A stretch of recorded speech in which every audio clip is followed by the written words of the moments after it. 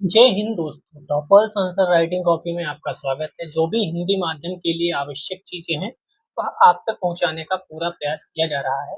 इसी के तहत सीसैट जो कि सबसे ज्यादा हिंदी माध्यम के लिए महत्वपूर्ण होता है, जहां से कई लड़के ऐसे हैं जो जीएस वन में, लड़के भी और लड़कियां भी जीएस वन तो पास कर लेते हैं, सीसेट वाला पेपर फेल हो जाते हैं। तो उसकी समस्या का निदान करने के लिए हम अभी से सिर्फ 30 मिनट रोज सीसेट का डोज आपके इसी चैनल पर मिल रहा है।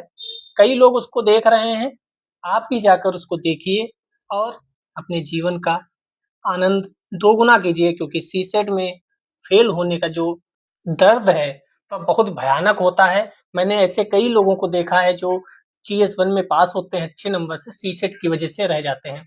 तो सीसेट एकमात्र फ्री ऑफ कॉस्ट सीरीज जो पूरी अभी से लेकर मई तक चलेगी, 2026 तक। Practice, PYQ, concept, math, reasoning, comprehension, everything आपको यहाँ मिलेगा, सब कुछ मिलेगा। बस आपसे एक ही चीज की दरखास्त रहेगी, लाइक, कमेंट, शेयर और एक हाइप वाला भी बटन आता है, क्योंकि फ्री ऑफ कॉस्ट का मतलब ये नहीं होता है कि कुछ भी नहीं चाहिए आपसे। आप मोटिवेशन लाइक कमेंट के बाद वजह से ही देंगे और वही हमको आगे और कितना प्रयास करना है और कितने अच्छे से चीजें लाना है, क्वेश्चंस बनाने हैं, उन सब में बहुत महत्वपूर्ण रोल अदा करेगा। ये तो हम लोगों ने फोर्थ क्वेश्चन तक पढ़ लिया था। आज फिफ्थ क्वेश्चन है, बहुत बढ़िया क्वेश्चन है। एक चीज लास्ट में बहुत इंपॉर्टेंट बतानी भी है इस कॉपी से रिलेटेड, क्योंकि इस कॉपी में ऐसा हुआ है जो बहुत ही महत्वपूर्ण है। तो चलिए, 5 नंबर क्वेश्चन क्या है? अमर्त्य सेन के क्षमता दृष्टिकोण से आप क्या समझते हैं? तो पहला तो क्वेश्चन यही हो गया। जो नए लोग हैं उनको बता दो कि यहाँ पे जो भी चीज होती है उसको ब्रेक किया जाता है, क्वेश्चन को फिर लिखा जाता है। अगर आप नए हैं तो एक वीडियो से देखना शुरू करिए, पूरी प्लेलिस्ट बनी है, तब आपको आनंद ज्यादा आएगा। तो पहले तो हमें बताना है अमर्त्य सेन के क्षमता दृष्टिकोण से आप क्या समझते हैं। फिर हमें बताना है सामाजिक वास्तविकताओं को समझने और निर्धन उन्मुख विकास रणनीति बनाने में इसके महत्व का विश्लेषण करो। तो पहले तो क्षमता दृष्टिकोण अमर्त्य सेन का बताना है, फिर वह कैसे महत्वपूर्ण है सामाजिक वास्तविकताओं को समझने और निर्धन उन्मुख विकास रणनीति बनाने में। तो चलिए, अमर्त्य सेन आप जानते हैं नोबेल पुरस्कार मिला है, भारतीय मूल के व्यक्ति हैं। अर्थशास्त्र में नोबेल पुरस्कार मिला था इन्हें 2000 से पहले। अमर्त्य सेन ने अपने क्षमता उपागम में बताया कि सरकार को समाज के प्रत्येक व्यक्ति को सक्षम बनाने का प्रयास करना चाहिए।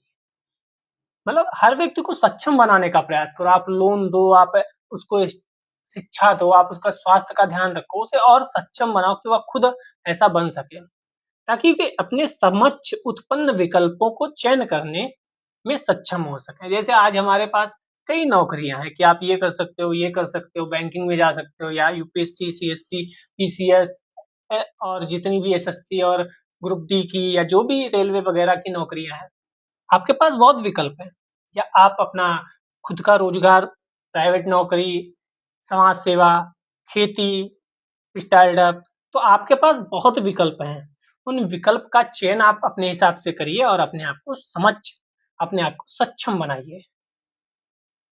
तो पहला उसमें क्या था? सामाजिक वास्तविकताओं को समझने में महत्व। तो पहली हेडिंग वही पड़ गई। गरीब लोग बेरोजगारी के कारण इस परिस्थिति में हो सकते हैं। पहली बात तो वही, बेरोजगारी। इसलिए गरीबी को लक्षित करने से बेहतर होगा बेरोजगारी को लक्षित करो। आप बताओ, आपकी गरीबी अगर मैं हटा दूं, आपको मान लो 10 लाख रुपया दे दूं, तो क्या वो 10 लाख रुपया आपके पूरे जीवन काम आएगा? क्या उसकी वजह से आप, आपके बच्चे, आपके पूरा जो वंश है ये आने वाला, वह सही से चीजें कर पाएगा? नहीं, क्योंकि 10 लाख जैसे ही मिलते हैं व्यक्ति उसको खत्म कर देता है। मकान बनवा लो, कार ले लो, चीजें खत्म हो जाती है। लेकिन अगर आपको रोजगार दे दिया जाए, भले 10,000 रुपया महीना मिले, लेकिन आप उस 10,000 रुपया महीना के बेसिस पे अपना पूरा स्ट्रक्चर बना सकते हो कि मुझे इतना रुपया यहाँ खर्च करना, इतना रुपया यहाँ खर्च करना, इतना रुपया यहाँ खर्च करना, इतना रुपया बच्चों की पढ़ाई में लगाना है, क्योंकि मैं तो 10,000 की नौकरी कर रहा हूँ, मेरे बच्चे इतने में ना करें, वो पढ़ लिख कर और बड़े बने। तो 10,000 की भले रोजगार मिले, लेकिन रोजगार मिलना चाहिए। एकदम से आप फ्री नहीं देना चाहिए। इलेक्शन आते ही फ्री दे दिया, फ्री ना दो, उन्हें रोजगार दो। वो खुद सक्षम हो जाएंगे, वो खुद अपने आप को उस लायक बना लेंगे। जैसे बाल श्रम के पीछे परिवार की गरीबी, बेरोजगारी, अशिक्षा, हकार इत्यादि जिम्मेदार है। एक व्यक्ति बता दो जो आपको ढाबे पर काम करता मिल जाए, जो करोड़पति का लड़का हो, नहीं मिलेगा आपको। हाँ, अमेरिका जैसे विकसित देशों में हो सकता है पॉकेट मनी के लिए करोड़पति के लड़के भी लड़कियां भी वेटर का काम करते हैं, लेकिन वहां वह अलग मानसिकता के साथ काम कर रहे होते हैं। वहां उनका ये होता है कि अब मैं लायक हो चुका हूँ, अब मैं अपना खर्चा खुद उठाऊंगा, मैं माँ बाप से रुपए नहीं लूंगा। वहां मजबूरी नहीं है, वहां बाई चॉइस काम हो रहा है। जैसे अभी नौकरी मैं करना चाह रहा हूँ या मैं पढ़ा रहा हूँ, वैसे वहां वह अपना वेटर का काम कर लेते हैं या कोई और काम कर लेते हैं, वो बाई चॉइस है, बाई लक नहीं है। यहाँ पर क्या होता है, गरीबी के कारण, बेरोजगारी के कारण, अशिक्षा के कारण बाई लक, हम बाई चॉइस नहीं काम कर रहे, मजबूरी में काम करना पड़ रहा है। इसलिए बाल श्रम को समझने के लिए गरीबी, अशिक्षा इत्यादि को भी समझना चाहिए। तो बाल श्रम, बच्चों से काम ना कराओ, लेकिन महत्वपूर्ण क्या है, वह काम कर क्यों रहे हैं, तो उस जड़ पर आपको काम करना चाहिए। अब देखो इन्होंने क्या लिखा, निर्धनता मुखी नीति बनाने में महत्व। निर्धनता, गरीबों को ध्यान में रखकर नीतियां बनाइए, चुनाव को ध्यान में रखकर नीतियां मत बनाइए। कोई भी पार्टी हो, आज भाजपा की सरकार, आप भाजपा को कह सकते हैं, लेकिन जहाँ कांग्रेस की सरकार है, वहां जहाँ आम आदमी पार्टी की सरकार है, वहां नहीं होता। तो हर राजनीतिक पार्टी निर्धनता मुखी से ज्यादा चुनाव मुखी नीतियां बनाने में इस समय व्यस्त है। कहाँ रुपया बटेगा, जहां चुनाव होगा। तो निर्धनता मुखी नीतियां बननी चाहिए। लोगों को कौशल युक्त शिक्षा देना चाहिए, ना कि बेरोजगारी भत्ता। समझ गए आप, यही बात तो मैं कह रहा था कि 5,000 रुपया इन्हें दे दो, 6,000 रुपया पर ईयर किसानों को दे दो। महिलाएं जिता रही हैं चुनाव कई राज्यों में, तो हर राज्य में चुनाव आता है, महिलाओं को इतना रुपया फिक्स हो जाता है। बात को चीजें बदल जाती हैं, क्योंकि नेता नेता नहीं रहते। लोगों को रोजगार के साधन उपलब्ध कराने का प्रयास करना चाहिए, ना कि बेरोजगारी भत्ता। किसानों के लिए संस्थागत एवं प्रक्रियात्मक सुधारों को करना चाहिए, ना कि सब्सिडी देना चाहिए। वही जो मैं बोल रहा था, वही सब चीजें यहाँ पर हैं। इसलिए यह उपागम समस्या की वास्तविक प्रकृति को समझने में अपना योगदान देता है। समझ में आया? चलिए 5th नंबर का बी पार्ट देखते हैं। अंडरलाइन किसको किया गया है, कैसे लिखा जाता है, क्या लिखा जाता है, कैसी राइटिंग बनाई जाती है। Everything is important for UPSC इन हिंदी माध्यम।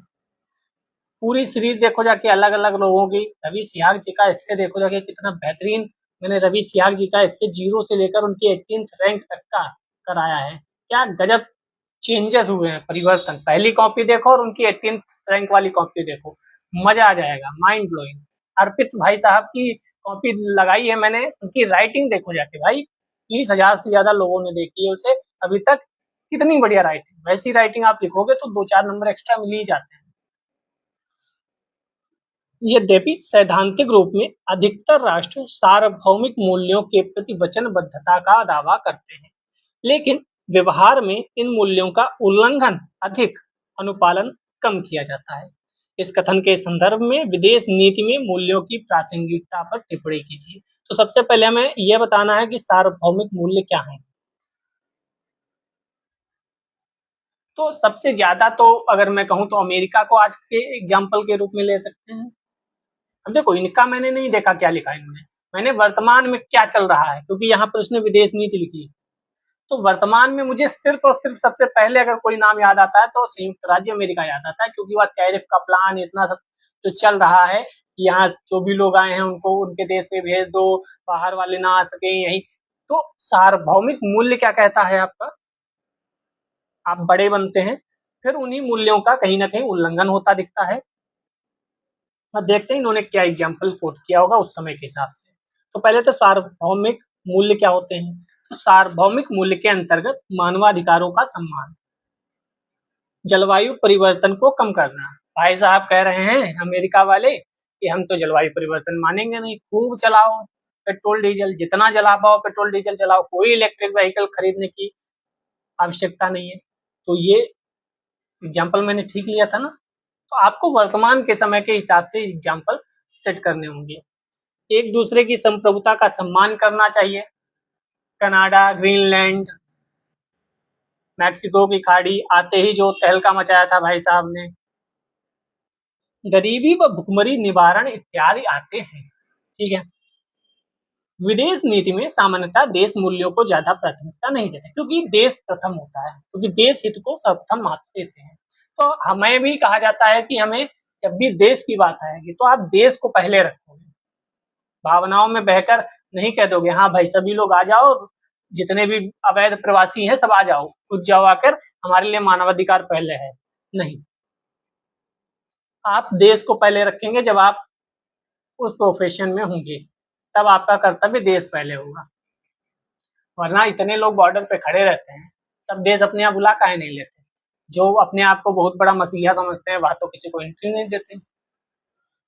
बहुत बढ़िया समय था जब अमेरिका लोगों को बाहर निकाल रहा था, हमें भी अपने यहाँ अवैध रूप से घुसे हुए लोगों को बाहर निकाल देना चाहिए था, क्योंकि अवैध लोग आते हैं उसमें ये प्रॉब्लम नहीं, अवैध लोग आ रहे हैं, अवैध तरीके से आ रहे हैं, सॉरी, अवैध तरीके से लोगों के आने के साथ उसमें से कोई उपद्रवी तत्व भी आ सकता है, ऐसा व्यक्ति भी आ सकता है जो भारत को अस्थिर या किसी देश को अस्थिर करना चाहता हो, इसलिए लोगों को डर रहता है कि अवैध तरीके से लोग ना आए। इसी वजह से वर्तमान में उपयुक्त सहयोग के अभाव के कारण जलवायु परिवर्तन की समस्या बढ़ रही है, आतंकवाद एवं कट्टरवाद का प्रसार बढ़ रहा है, गरीबी व भुखमरी में निरंतर प्रसार हो रहा है, शरणार्थियों की समस्या में निरंतर वृद्धि हो रही है। अब देखो ना, जब यूक्रेन में, रूस में प्रॉब्लम चल रही होगी, गाजा और फिलिस्तीन, इजराइल, इराक, सीरिया, वहां सब प्रॉब्लम चल रही होगी, शरणार्थी तो निकलेंगे ही निकलेंगे। इन समस्याओं के पीछे प्रमुख कारण है सार्वभौमिक मानवीय मूल्यों के उल्लंघन का। इसलिए हमें अपने देश हितों को प्राथमिकता देने के साथ साथ विदेश नीति में इन मूल्यों को शामिल करने का प्रयास करना चाहिए, लेकिन सभी देश करें तब ना, कहीं आप इस चक्कर में अपने देश को ही बर्बाद ना कर लें, यह भी ध्यान रखा जाता है।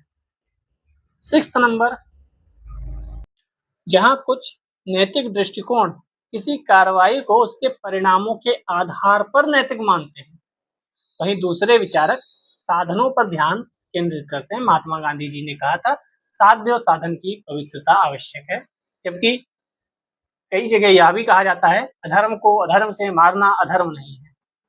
भारतीय नौकरशाही का उदाहरण प्रस्तुत करते हुए तुलनात्मक परीक्षण कीजिए।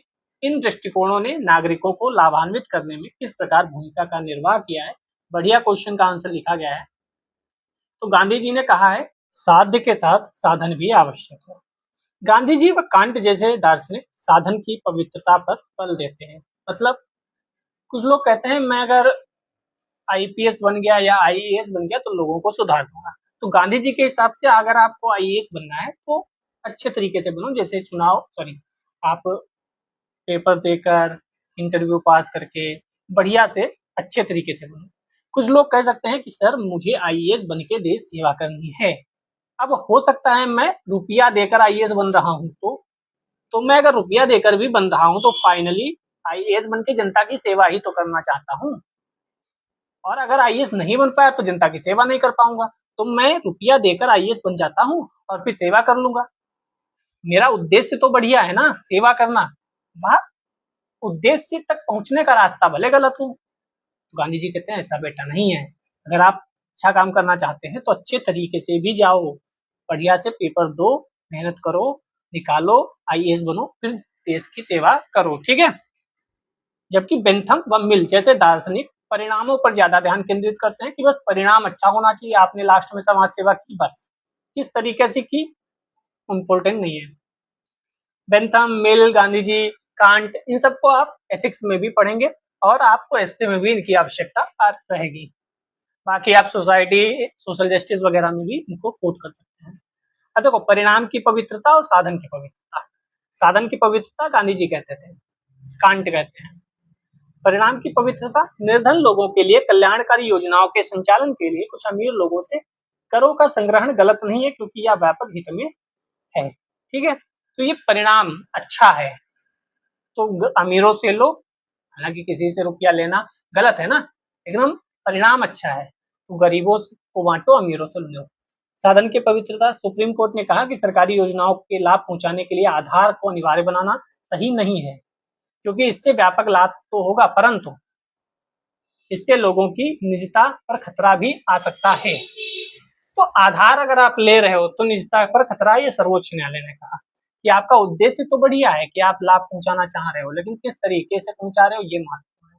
आप और बढ़िया एग्जाम्पल लिख सकते हो। निर्धरों में भूमि पुनर्वितरण के माध्यम से कुछ जमींदारों से भूमि छीनना गलत नहीं कहा जा सकता, क्योंकि परिणाम उसका अच्छा है। भारत में प्रशासन में सत्यनिष्ठा, ईमानदारी सर्वाधिक प्राथमिकता दी जाती है, चाहे कुछ नुकसान ही क्यों ना हो जाओ, क्योंकि साधन भी महत्वपूर्ण है। यहाँ पे बहुसंख्यकों के फायदे के लिए अल्पसंख्यकों को नुकसान पहुंचाना गलत है। तो आप एग्जाम्पल कुछ और भी दे सकते हैं, यहाँ पे मुझे बहुत ज्यादा अच्छी एग्जाम्पल नहीं लगे। अब मेन बात सुनो, ये 7th और 8th क्वेश्चन है, उसके बाद आपका केस स्टडी चालू हो जाएगी। लेकिन आप देखेंगे इन्होंने 7th क्वेश्चन को बस इतना लिखा और आगे नहीं लिखा। ऐसे ही आप 8th क्वेश्चन को देखेंगे, इतना लिखा, आगे नहीं लिखा।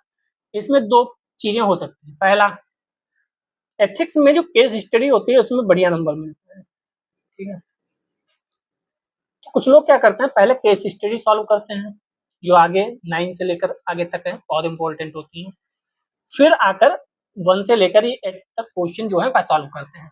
तो मान लो उन्होंने केस स्टडी लिखी होगी, फिर उन्होंने फर्स्ट क्वेश्चन लिखा होगा, 2, सेकेंड, थर्ड, फोर्थ, फिफ्थ, 7, 8 तक आते आते उन्हें लगा होगा कि बस 2 ही 3 मिनट बचे हैं, लेकिन क्वेश्चन छोड़ना नहीं चाहिए। तो उन्होंने 7th भी थोड़ा लिख दिया, 8 भी थोड़ा लिख दिया। पहली पॉसिबिलिटी तो ये हो सकती है।